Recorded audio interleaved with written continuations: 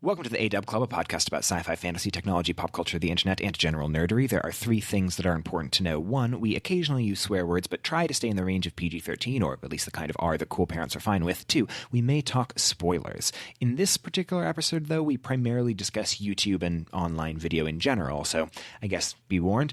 And finally, three, most importantly. As of recording, the YouTube record for the music video by a solo artist with the most views in 24 hours is held by none other than Taylor Swift, with her new single, Me, getting 65.2 million views in the first day. With that out of the way, welcome to the Clubhouse. We have snacks.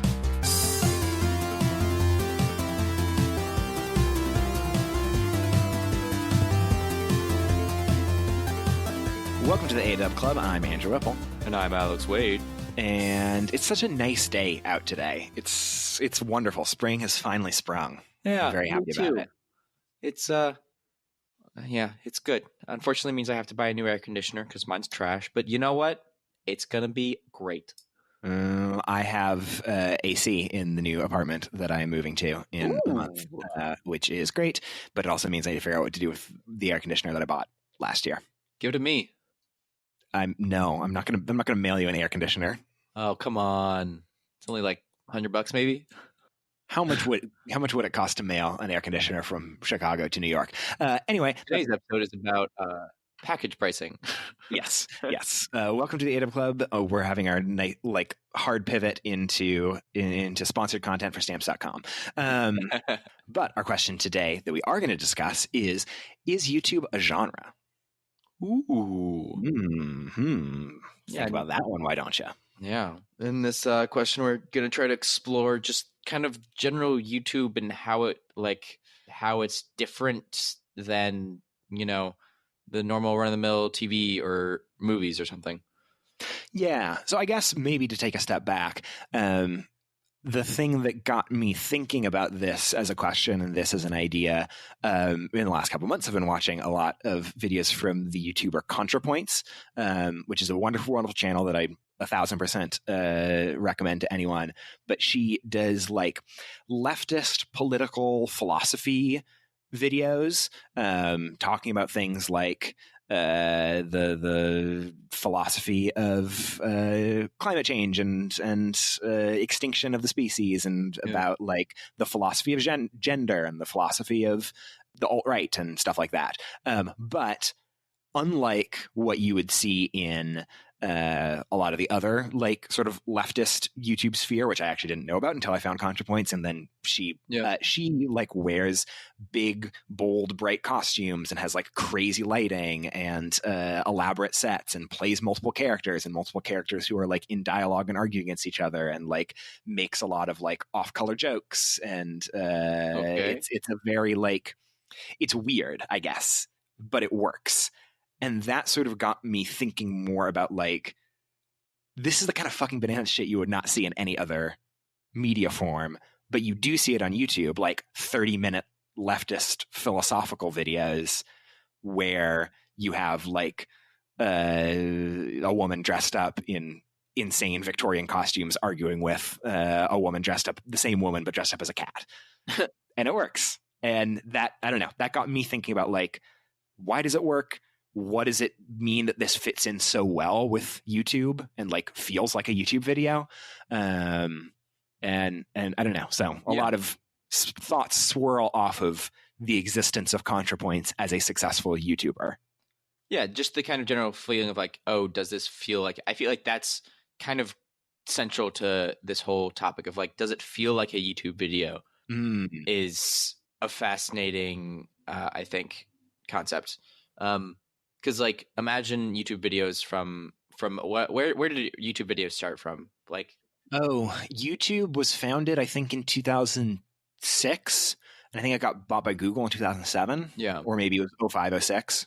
So before that, people just made home videos, and they sent them into America's Funniest Home Videos, and that was one of the weird ways that you saw these short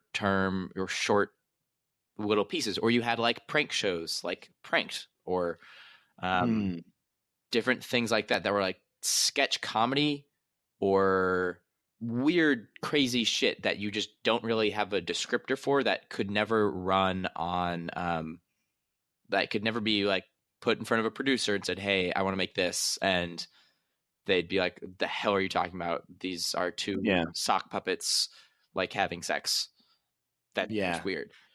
So I guess I'm really interested by that thing that you said earlier at the beginning of that around like, this feels like a YouTube video. Are there things that to you feel like YouTube videos? Like, what makes something feel like a YouTube video to you? I'd say, first of all, timing. The things that feels most YouTube is shorter, obviously, like 3 minutes to 7 minutes. I feel like it's a good, Interesting. Interesting. Okay. Maybe that's just my impression right now. I don't watch a lot of YouTube. No, totally. Go roll with it. Keep going. I'm really curious about this. But I'd say, I guess originally my impression of YouTube video, like when it first started or when I first started watching or whatever, was just more its randomness and chaos. And like, it was the wild, wild west.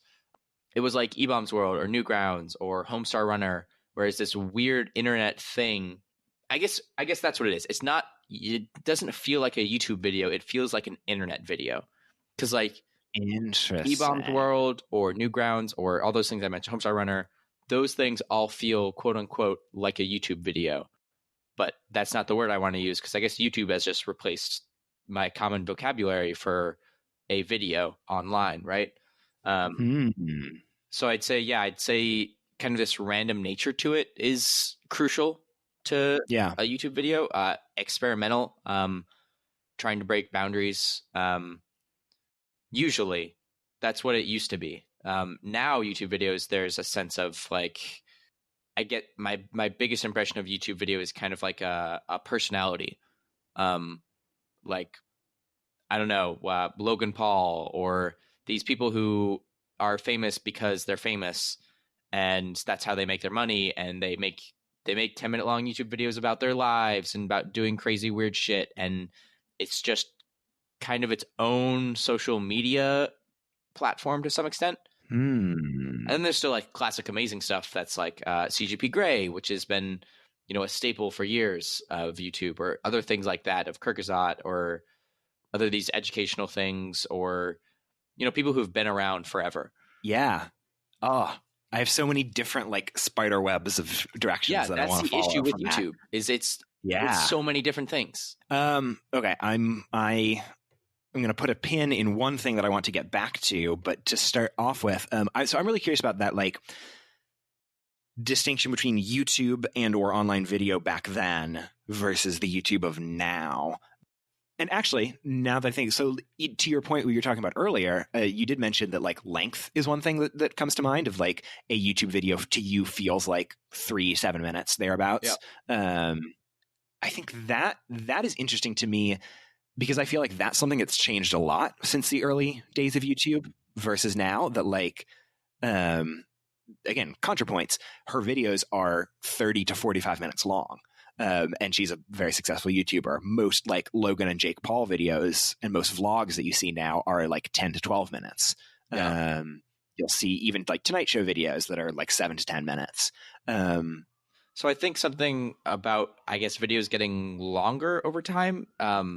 When at the inception of YouTube, you had, people just putting shit out on the internet and just kind of vomiting it out there, in a sense, I from my perspective. And that is why people made it only very short videos, because they didn't want to put an effort to make a long form video. But as time went on, YouTube kind of became, less a platform and more of a business, more geared towards, they started creating algorithms for determining like, oh, what do people like? What do people want to watch next after they watch this? How can we best monetize this with different sorts of ads and stuff like that? And I think that kind of added in a sensibility of like, oh, this is something we can really make money off of. So now that kind of spread out the possibilities of like, okay, what's some market that we haven't tapped into yet that we can go into? It's like for example, your dueling debaters. that's not the name of it at all. Counterpoints. Counterpoints channel is 30 minutes long. And I'm sure before they created that, they looked into it and being like, okay, what are other things that are like this? How can we make it different? How can we make it unique? Interesting. And I think part of the reason why there has been more different content spawned from YouTube is the fact that money can be made. That's actually really interesting, the bringing up the idea of the algorithm, because now that I think about it, I was reading some articles about like, oh, here's, profiles of what it's like to be in YouTube, and the fact that how does YouTube deal or not deal with its like extremism problems and radicalization problems. But it talked about how the YouTube algorithm in, I think I want to say 2012-ish, shifted towards really being geared towards increasing watch time on site. Like that was their primary metric that they were focused on. And so my guess is that to me rings to be around the time when I remember starting to see more YouTube videos that were longer, as opposed to those early ones of like, oh, you want to make a video that's less than 3 minutes long because you want your video to be able to go viral, and no one's ever going to sit through a 3-minute video. So obviously you want to make like, whether or not that was part of the algorithm or not, that was the common conceptual wisdom at that time. Sure. Whereas it feels like around that time was when I started seeing videos like, CGP Grey videos started getting longer. PBS Idea channel had their like 10-minute long videos, and now to the point where you regularly will see 10, 12, 30, 40 hour long. One video that I watched 2 years ago that was a 3.5 hour long video all about the Legend of Zelda Breath of the Wild. Okay. It's very good, but it was also 3.5 hours, so I had to watch it over the course of multiple days. But that, my guess is there's a degree to which that's part of that feedback loop where YouTube starts optimizing for time spent on site. As part of optimizing for time spent on site, probably the algorithm starts picking up videos that are longer, probably also videos that are longer but are getting people to watch all the way through. Content creators pick up on this and start making more longer videos, and then we keep spiraling on until now a good chunk, at least of my YouTube, is in that like 10 to 20 minute sphere.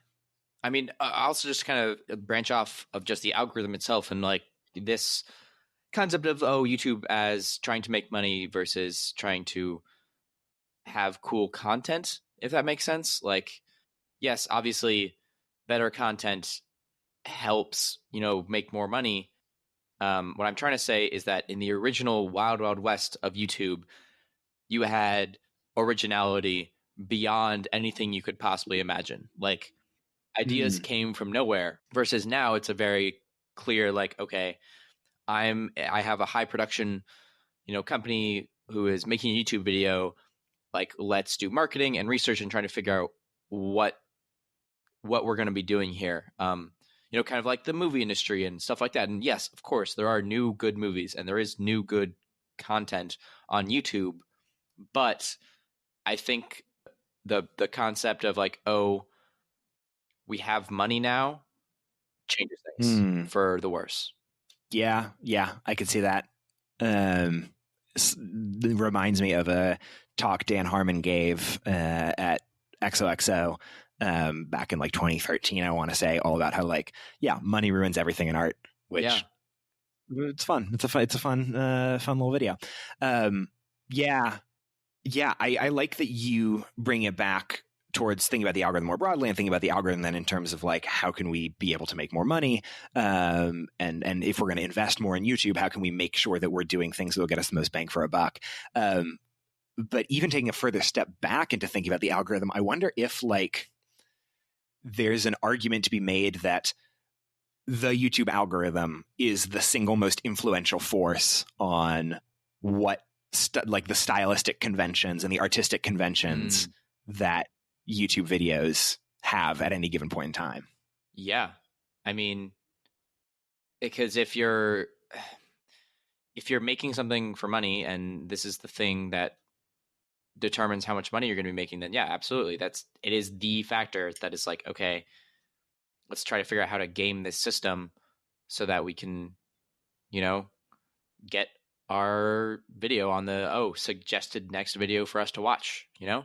Oh, That's very sad. I was going to say that's so fucking cool in like an intellectual way. Maybe not in terms of real, but like think about like, again, taking a step back, every genre, every style of art is like influenced by things like constraints that are in its life. So like, oh yeah, you'll, look at Shakespeare plays and there's a difference between the kind of plays that he wrote for the outdoor Globe Theater versus now they moved into an indoor theater that had lighting. All of a sudden Macbeth comes up and they have like witches and lighting effects and storms and stuff like that. So like there are concrete things that influence art and influence artistic genres all the time. But usually those are like forces of nature, forces of the economy, forces of like politics, forces of taste, and blah blah blah, all that stuff. This is one of the first times where there's like it's like an algorithm. Really human. It's like it's a thing that people still built, but it's like that is the thing that is defining what putting the constraints that guide art. Yeah. And might be the first time that's ever happened. And I think it's bad because the explicit I guess foundation of artificial intelligence and algorithms is like, looking on what has worked and succeeded in the past. And it's the originality isn't based off of like, if something is different, then that's not good for the algorithm, right? Like fundamentally that's just it's bad to be different. Yeah. I don't know if I agree with that idea that like by definition we're going to move towards a degree of sameness by virtue of like the always look back nature of the algorithm, in particular given that it's probably more complicated than that. like it's that maybe that's part of what it is, because like I'm also thinking about like, okay, again, to keep returning back to where you have your CGP Greys, I have my Contrapoints. To keep returning back to Contrapoints, it's like where in the algorithm would it say that this is what's going to be successful? And maybe the algorithm is more complicated than I thought it would be. And so there's elements of what Contrapoints is doing that you could tie back to things that worked before, of like, yeah, she's playing off of an already popular YouTube subgenre of like leftist political things, but doing things in a like more visually eye-catching way. So maybe she has better thumbnails, so it's easier for her to be able to, maybe get eyeballs or blah, blah, maybe blah. The algorithm has hampered her success. Maybe she could be a lot more successful if she didn't have 30-minute long videos about leftist bullshit. Interesting. That is an interesting take to have. Yeah, I don't know. I mean, I feel I'm very skeptical of the idea that the YouTube algorithm drives towards sameness. In particular, I think part of it may have to do with the like weird fickle nature of human beings, that at the end of the day, what the algorithm is judging on is both what has worked in the past, but like what are people actually watching and what actually works for people, and people are weird and people are complicated. And so like the thing that worked yesterday is all of a sudden going to stop working because someone was bored by it. So I get your point that there's danger in following the algorithm blindly. Especially given that no one actually knows what the algorithm does, including the people who made it, because machine learning. But yeah, I don't know. Yeah. I'm going to stop talking for a second if there's anything else that you want to say, because I was just ranting for a bit. Not off the top of my mind, no. So this is actually making me think now. I don't know why I didn't put this together until now, but I saw like 2 days ago a tweet that was, hey, open up your YouTube, like log into your account and see like what are the things that are popping up on your recommended for you page. And I'm going to do that right now. And I'd be curious if you did as well. Yeah, I want to give a caveat here of I feel like I watch very specific things on YouTube. I think that'll make that way more interesting. But they're from a long time ago. So it's like this is what I used to watch. Okay, cool. But then now it's actually changed. Oh my God, they have videos here. I can buy. Yeah. Damn. Okay, yeah. So headliners for me are, let's see, Daily Show about Pete Buttigieg. Mm-hmm. Some gaming video of Risk of Rain 2, Bernie Sanders, SpaceX, something about Game of Thrones, Kirkazot, a Hollywood FX, another Mayor Pete, Tessa Violet, SNL, crazy Japanese game show. Dope. Yeah. So actually, all my stuff from like that used to be my recommended stuff, because when I last checked on this, is no longer there. Like I used to have like a lot of EDM music stuff. Weird. By contrast, for mine, I have some tech videos. I have a lot of cooking videos. Bon Appetit, Brothers Green Eats, BuzzFeed Tasty, a lot of music, Charlie Bliss stuff, some like country music stuff, some two Little Boots videos, who's a synth pop musician from like 2009 who I really like, some Broadway stuff, and a couple like sort of think PC like literary criticism videos, which more or less matches, now that I think about it, with the kind of stuff that I watch on YouTube. Is that like I watch a lot of cooking, I watch a lot of music, I watch a lot of musicals, and then like every once in a while I watch like a video essay or a tech video. Yeah, mine's pretty spot on for me, to be honest. I was surprised. Which is interesting. I think the other side of the algorithm to talk about is that like not only is there like this big global algorithm that like guides YouTube in general towards things, but like you and I have a very different YouTube experience. You go to the homepage and you see different videos than I see. You see different things in your recommended for you. In fact, let me just go to a incognito window. What do we have?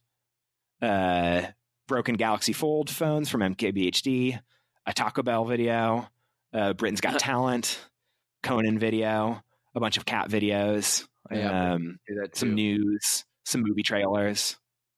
Yeah, I got like news and something about hardware. It's all very random. That's really interesting to me, that everyone has a different YouTube. Yeah. And I don't know, that like deep level of nicheness and personalization. I don't know what that does to YouTube as a genre or YouTube as like an art form. Yeah. And I don't know if that's good or not. It's weird. YouTube's crazy. Yeah. And it's weird to think about, like, all of this comes down from one company. Like, one company has, especially now, like, you know, it's not the world of 2004 where you have like a lot of Flash animation sites and a couple people that do video in their own on their own websites. Like, all of this comes down from design choices that a single company makes, and that defines what at least user generated online video looks like. Yeah, which is a bit too much power for my taste. Yeah, so I need to go to Vimeo. Lol. Started seeing advertising for them. What a time to be alive. Which has been interesting. Yeah. What do the Vimeo ads say? It's just like, hey, here's another service. It's very simple, like posters and billboards being like, oh, we can host your video. I'm like, that's it. It's like, cool. Also, the thinking about it, like, in my head, I have like an idea of what a Vimeo video is, which is different from a YouTube video. They're usually more elegant. Like, I think of Vimeo as primarily a place for like short films and people's like acting and directing and editing reels. Like, that's what Vimeo is to me. It's a place where you host a video if you want to share the link with someone specifically. Yeah. Like, there's no algorithm. There's no concept of that. Yeah. Or even if there is, I mean, presumably Vimeo does have some sort of suggestion algorithm, but like, that's not why you go to Vimeo. You don't go to Vimeo to find the next thing you want to watch. You go there because like there is a video that you have been linked to. Whereas like I will go to youtube.com because like, hey, I want to watch something.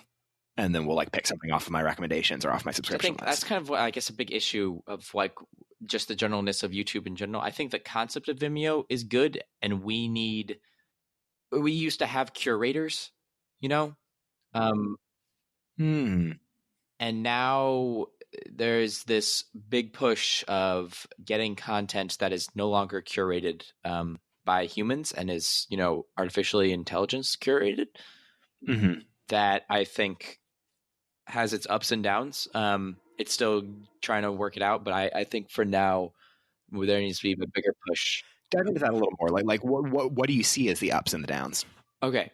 So yeah, ups and downs of AI curated content. I'd say ups is obviously you can go find new content very easily based off of what you currently like.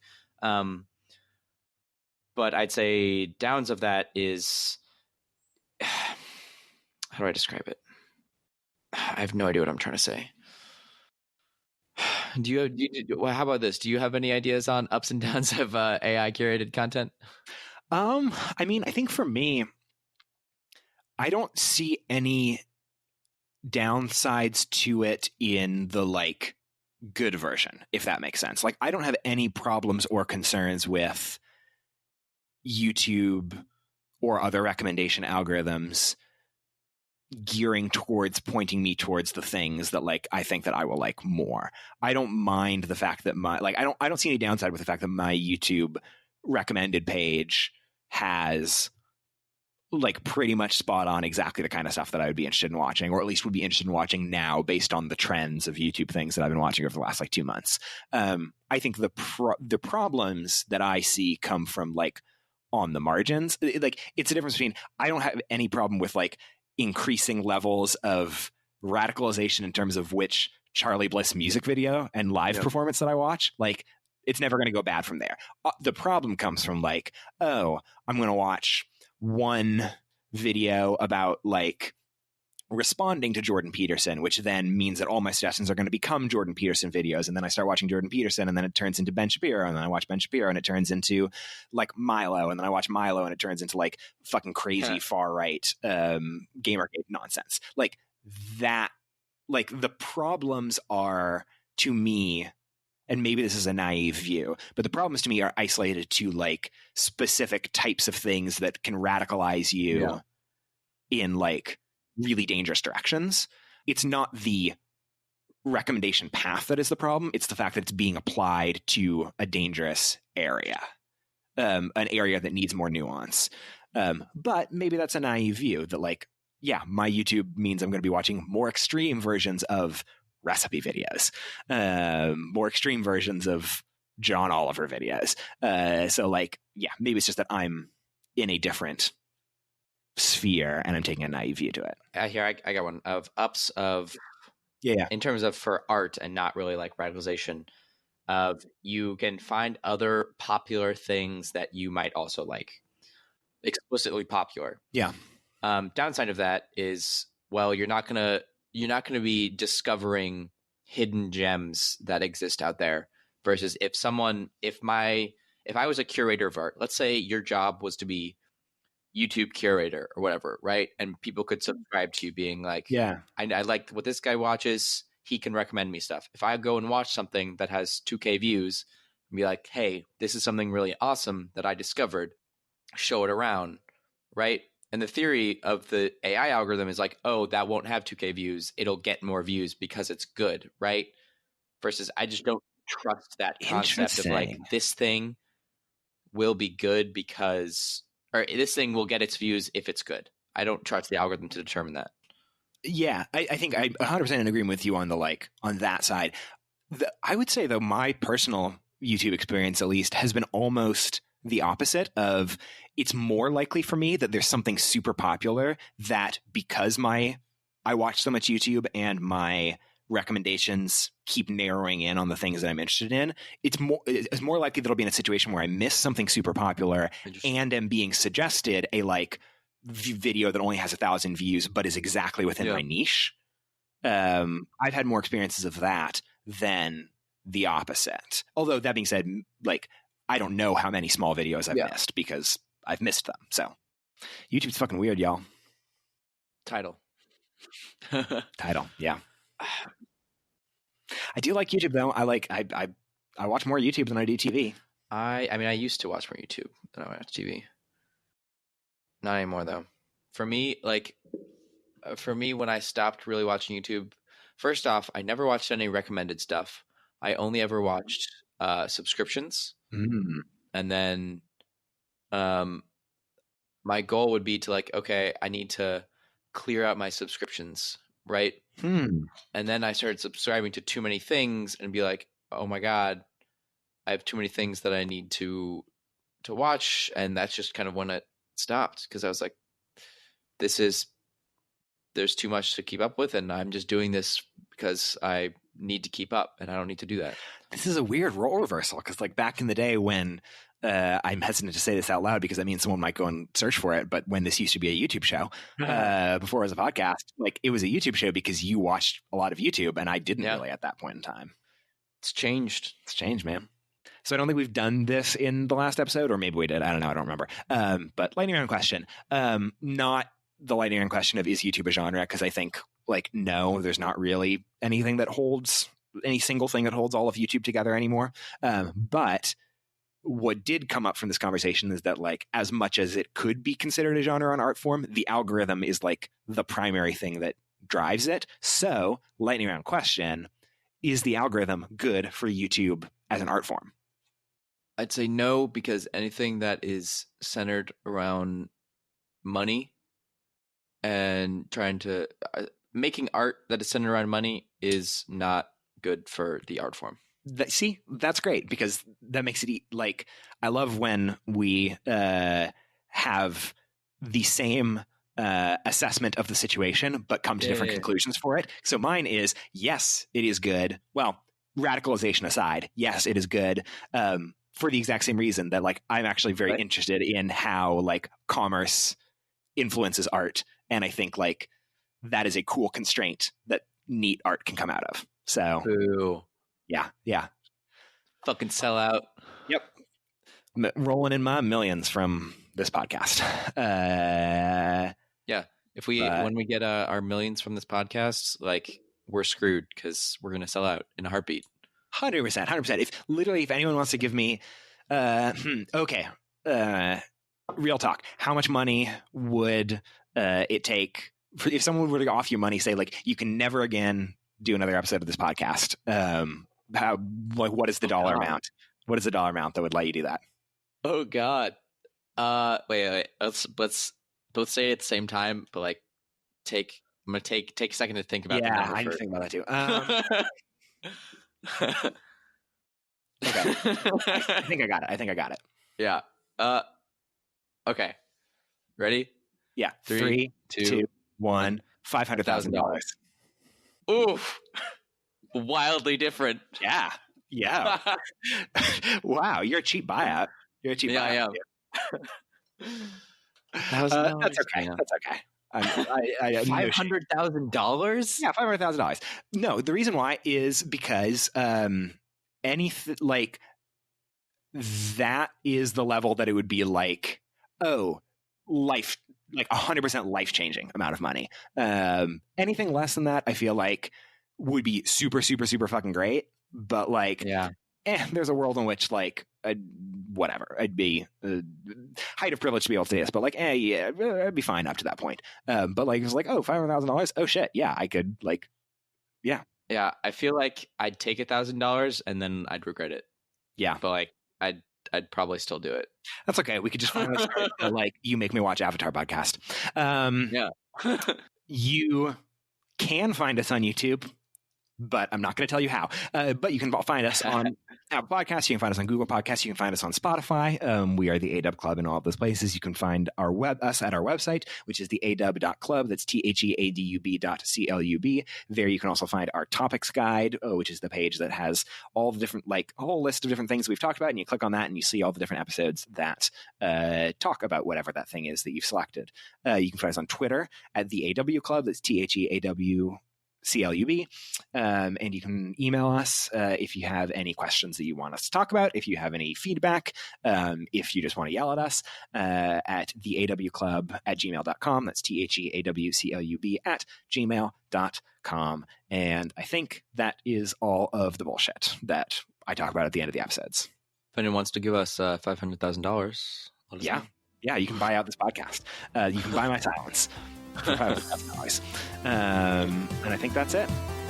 Cool. ADub Club out. ADub Club out.